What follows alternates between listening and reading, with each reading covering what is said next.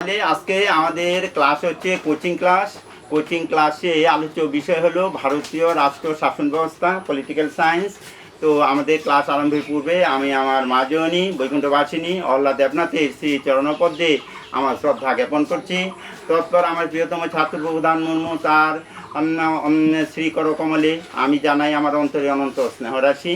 আচ্ছা, তৎপর আমরা আমাদের ক্লাস আরম্ভ করছি। আজকে ক্লাস হচ্ছে পলিটিক্যাল সায়েন্স কোচিং ক্লাস, ভারতীয় রাষ্ট্র শাসন ব্যবস্থা। তো আমাদের ভারত রাষ্ট্র কি করে পরিচালিত হচ্ছে, শাসন অনুশাসন বিচার ব্যবস্থা কেমন, সেটা আমাদের জানা অত্যন্ত প্রয়োজন। তাই আমরা সে ব্যাপারে আলোচনা করব।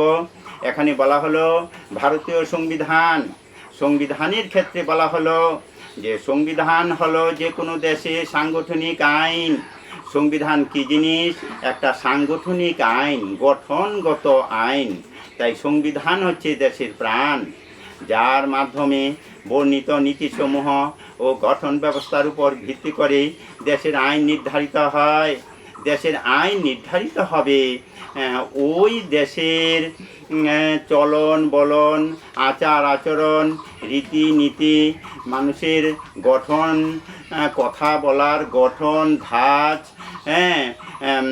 বিভিন্ন প্রকার বর্ণ ব্যবস্থা, তার চলন বলনের ব্যবস্থা ইত্যাদির উপর নির্ভর করে আইনের শাসন অনুশাসন প্রতিষ্ঠিত হয়ে আইন প্রস্তুত হয়। সেটা হচ্ছে আইনের নীতিসমূহ ও গঠন ব্যবস্থা।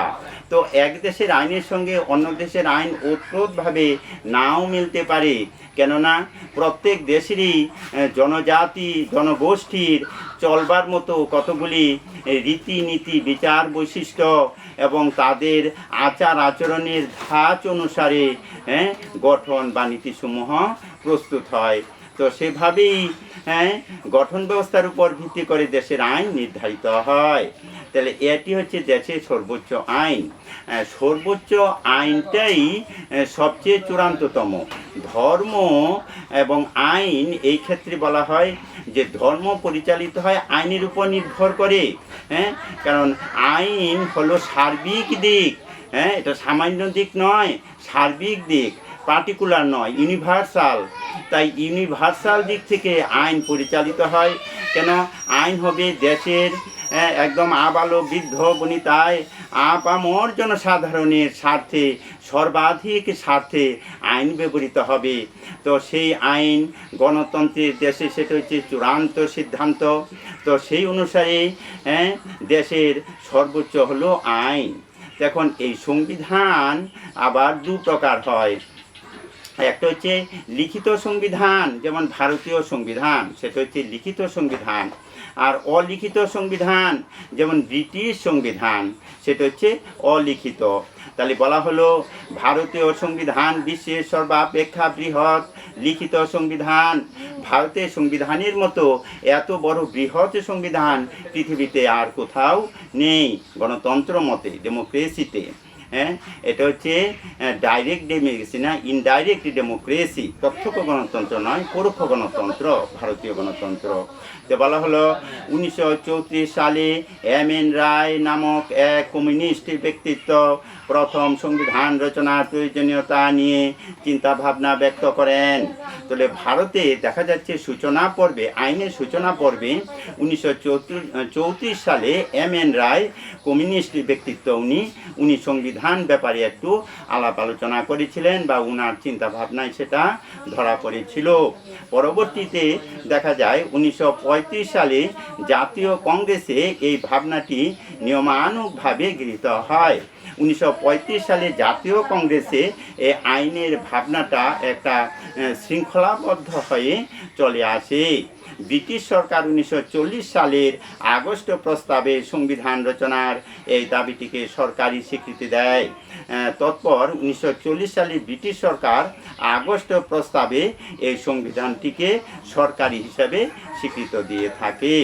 ভারতীয় সংবিধান 1949 সালের 26 নভেম্বর ভারতীয় জনগণ কর্তৃক গৃহীত হয়। ভারতীয় জনগণ কর্তৃক যে সংবিধান গৃহীত হয় সেটা হচ্ছে 1949 সালের 26শে নভেম্বর। 1950 সালের 26শে জানুয়ারি সংবিধান সম্পূর্ণরূপে বলবৎ করা হয়, প্রজাতন্ত্র দিবস, রিপাবলিক ডে। তাহলে স্বাধীন ভারতে 1950 সালে 26শে জানুয়ারি ভারতের সংবিধান সম্পূর্ণরূপে বলবৎ হয়।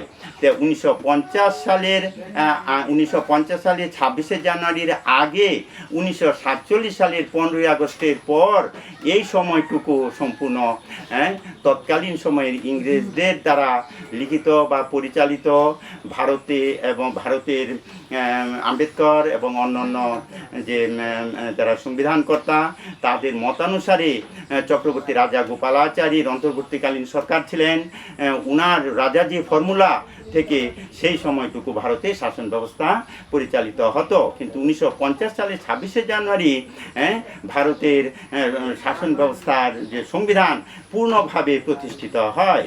এটা একটা বিশেষ বৈশিষ্ট্যের কথা।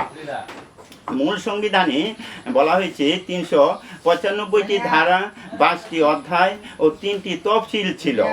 বর্তমানে সংবিধানে 448টি ধারা রয়েছে, আইনের ধারা, 12টি তফসিল রয়েছে এবং 24টি অধ্যায় রয়েছে। তাহলে বর্তমানে কি 448টি ধারা, 12টি তফসিল ও 24টি অধ্যায় রয়েছে বর্তমানে আমাদের সংবিধানে। আচ্ছা, তারপর বলা হলো 1946 সালের 16 মে তারিখে গৃহীত ক্যাবিনেট মিশন পরিকল্পনার অধীনে গঠিত গণপরিষদের দ্বারা ভারতীয় সংবিধান বাস্তবায়িত হয়। বলা হলো 1946 সালের 16 মে তারিখে ক্যাবিনেট মিশন পরিকল্পনার অধীনে গণপরিষদের দ্বারা ভারতীয় সংবিধান সেদিন বাস্তবিত হয়েছিল। আচ্ছা, তারপর আরও বলা হলো যে 42তম সংবিধান সংশোধনীর দ্বারা বহুবিধ ক্ষেত্রে সংবিধানের সংশোধন করা হয়েছিল, তাই এই সংশোধনীটিকে সংবিধানের ক্ষুদ্র সংস্করণ বলা হয়ে থাকে। 42তম সংবিধানের সংশোধনকে ক্ষুদ্রতম সংস্করণ বলা হয়ে থাকে। তারপর হচ্ছে গণপরিষদের গঠন। গণপরিষদের মোট সদস্য সংখ্যা ছিল 389। এর মধ্যে 296 জন ছিলেন প্রাদেশিক আইনসভার সদস্যদের দ্বারা নির্বাচিত।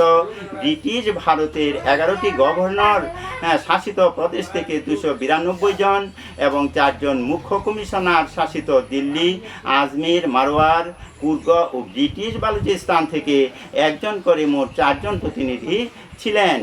আচ্ছা, তারপর বলা হলো প্রতিটি প্রদেশে মুসলিম, শিখ এবং সাধারণ এই 3টি সম্প্রদায়ের জনসংখ্যার অনুপাতে নিরিখে আসনগুলি সংরক্ষিত ছিল।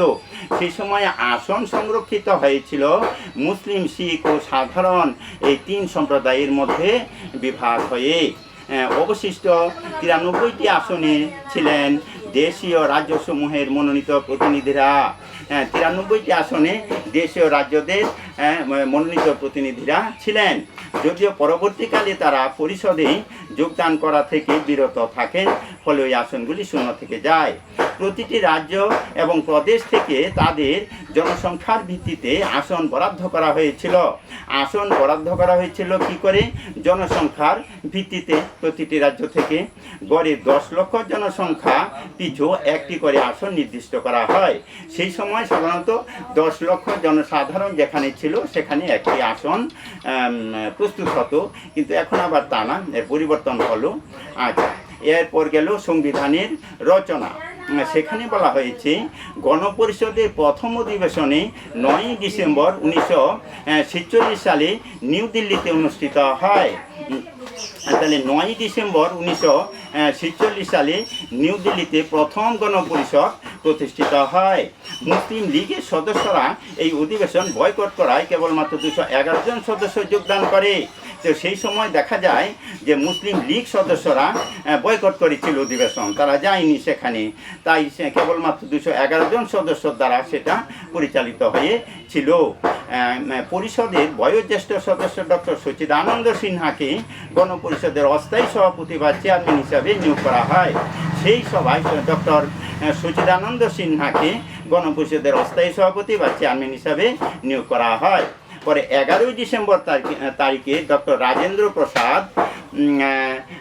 রাজেন্দ্র প্রসাদ বলে নিচ্ছি,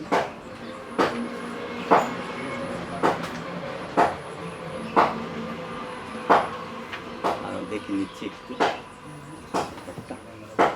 ডক্টর রাজেন্দ্র প্রসাদ এবং এইচ.সি. মুখার্জি পরিষদের স্থায়ী চেয়ারম্যান এবং ভাইস চেয়ারম্যান হিসাবে যথাক্রমে নিযুক্ত হন। তাহলে প্রথমেই ছিলেন ডক্টর রাজেন্দ্র প্রসাদ, তারপর কে আসলো অস্থায়ী চেয়ারম্যান হিসাবে বা ভাইস চেয়ারম্যান হিসাবে এইচ.সি. মুখার্জি।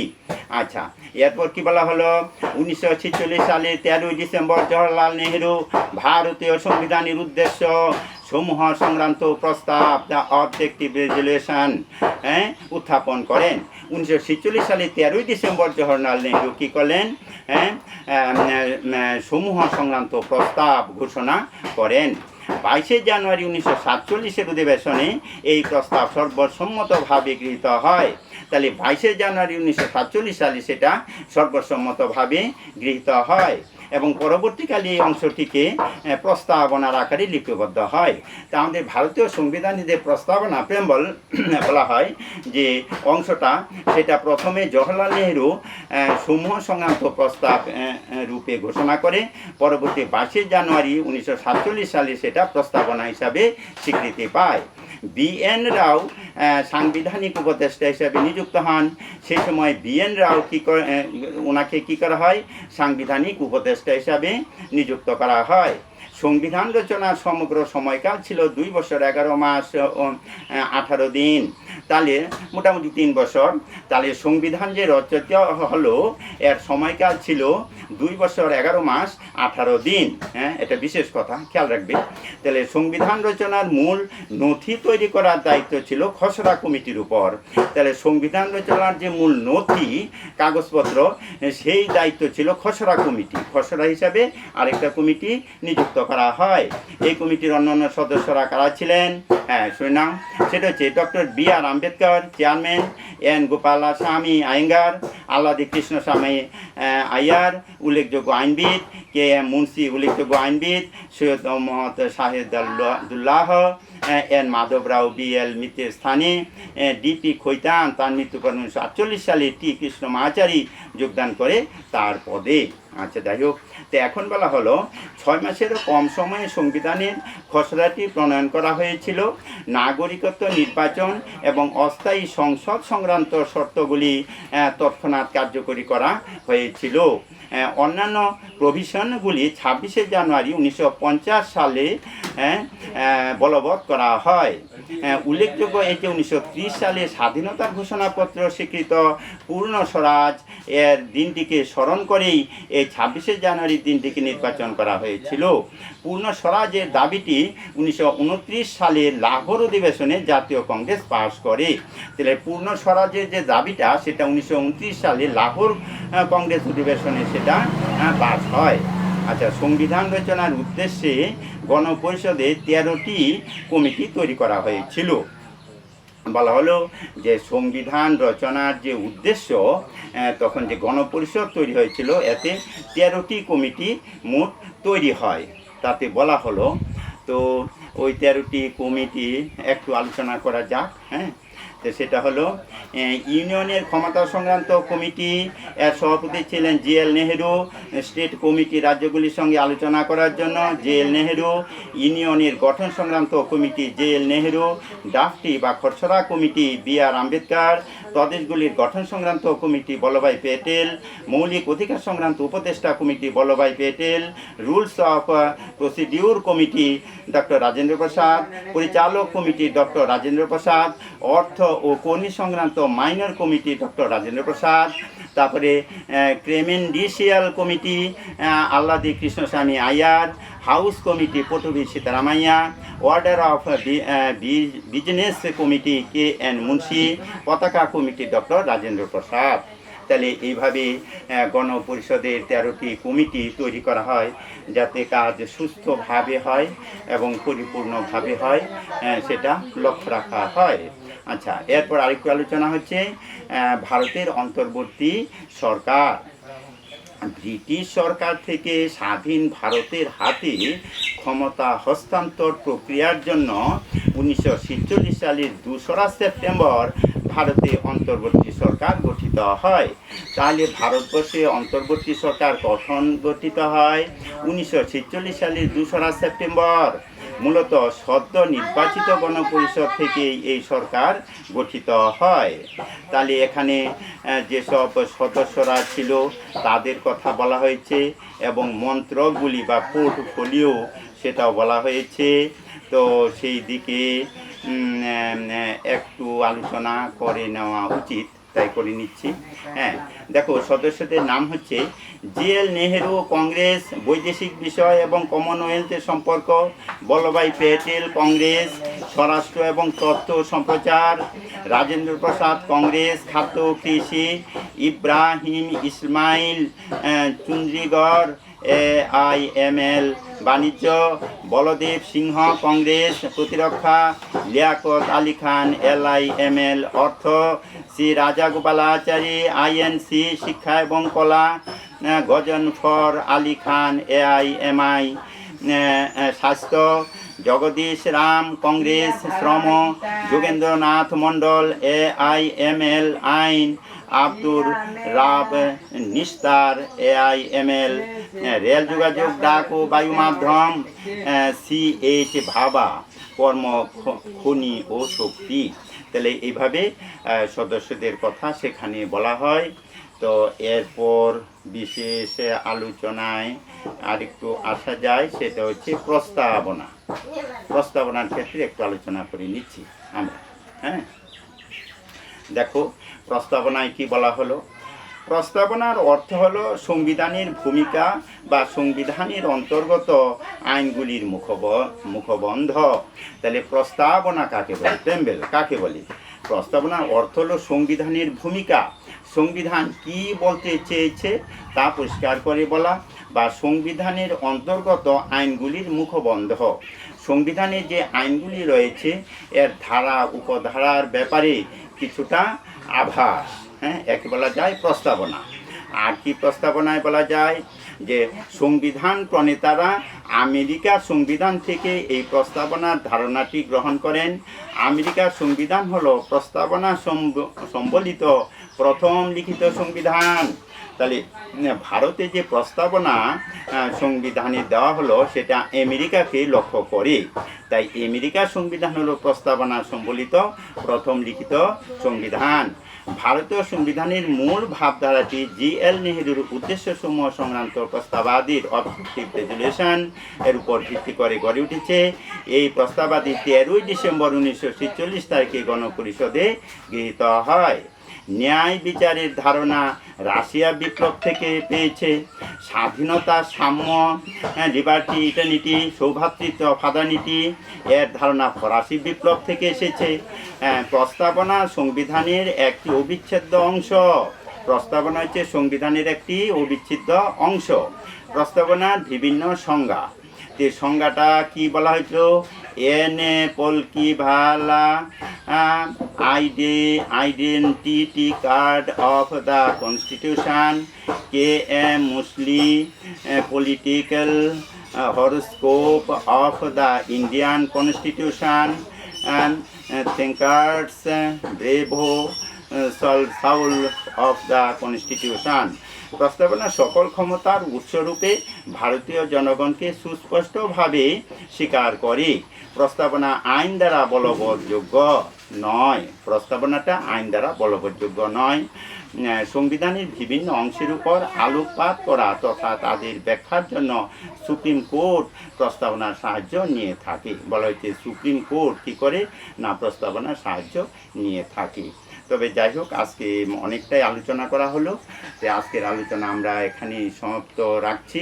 হ্যাঁ, পরবর্তীতে আরও আলোচনা করা হবে। হ্যাঁ, তো এই বলে আজকে আমাদের ক্লাস এখানেই আমরা সম্পন্ন করছি। এই বলে আমি আমার সমস্ত ছাত্রছাত্রীদের প্রতি আবারও আমার অন্তরে অনন্ত স্নেহরাশি জ্ঞাপন করছি। আমার আন্তরিক প্রীতি, ভালোবাসা, শুভেচ্ছা জ্ঞাপন করে সকল ছাত্রকে আমার ভালোবাসা জানিয়ে এখানে আজকে ক্লাস সমাপ্ত করছি। ধন্যবাদ।